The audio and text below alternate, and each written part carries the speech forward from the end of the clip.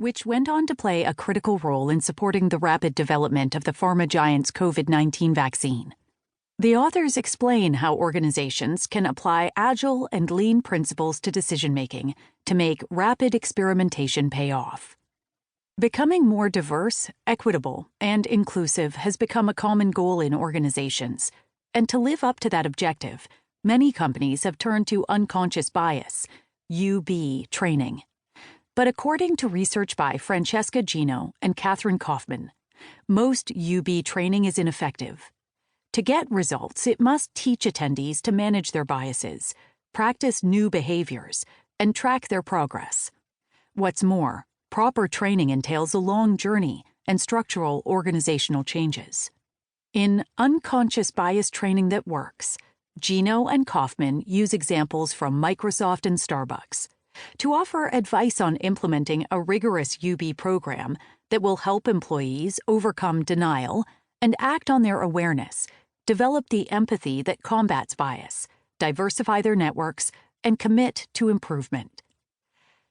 Fewer than 40% of companies that invest in AI see gains from it, usually owing to one or more of these errors.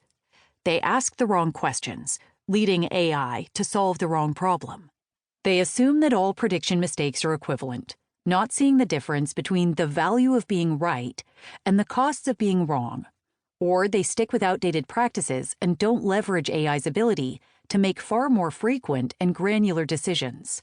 In Why You Aren't Getting More from Your Marketing AI, Eva Escarza, Michael Ross, and Bruce G.S. Hardy suggest ways for marketers and data science teams to communicate better among themselves and avoid those pitfalls, getting much higher returns on their AI efforts. Since its introduction in 2003, the Net Promoter System, which measures how consistently brands turn customers into advocates, has become the predominant customer success framework. But as its popularity grew, NPS was gained and misused in ways that hurt its credibility.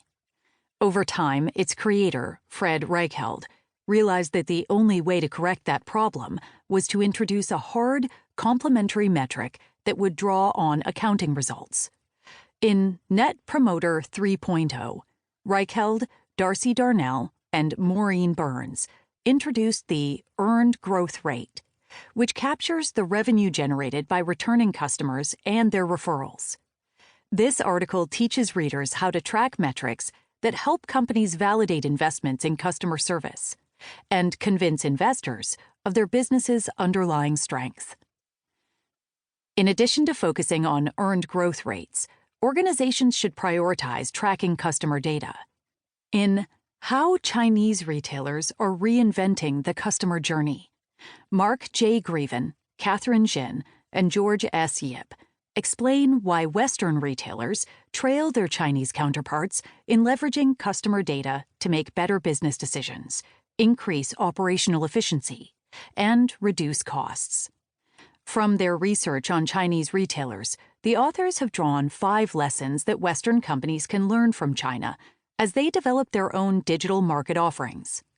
Create single entry points, embed digital evaluation in the customer journey. Don't think of sales as isolated events. Rethink the logistical fundamentals and always stay close to the customer.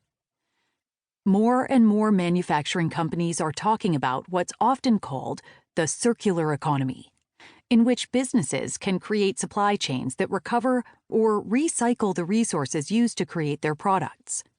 But creating a circular business model is challenging, and taking the wrong approach can be expensive.